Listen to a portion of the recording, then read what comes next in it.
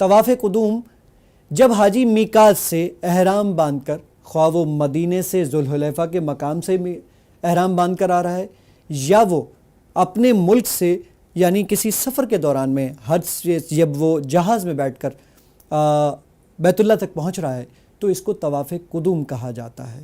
یعنی میقات سے جو ہم احرام باندھ کر آتے ہیں اور آتے کے ساتھ ہی جو پہلا طواف کرتے ہیں اسے طواف قدوم کہا جاتا ہے۔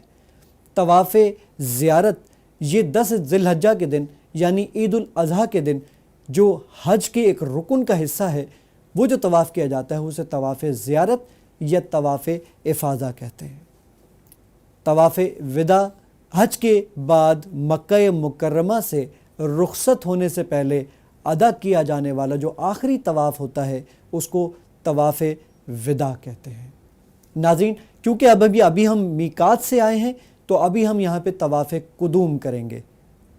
طواف قدوم کے لیے کیا کیا چیزیں ضروری ہیں اور کیسے کیسے طواف قدوم کیا جاتا ہے، تو آئیے اس کو شروع کرتے ہیں۔ ناظرین، طواف قدوم کرنے سے پہلے آپ کو استباء کرنا پڑے گا، یعنی دائیں کندھے کو ننگا کرنا پڑے گا۔ مردوں کو چاہیے کہ طواف قدوم شروع کرنے سے پہلے احرام کی چادر دائیں کندھے کے نیچے سے نکال کر بائیں کندھے پر اس طرح ڈالیں کہ دایاں کندھا ننگا ہو جائے۔ اس کیفیت کو ناظرین استباء کہا جاتا ہے۔ یہ عمل صرف طواف قدوم میں ثابت ہے۔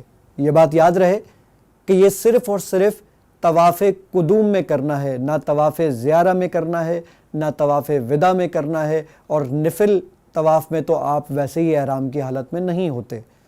اور یہ بھی بات یاد رہے ناظرین کہ اسے صرف 7 چکروں تک برقرار رکھنا سنت ہے، اس کے بعد نہیں۔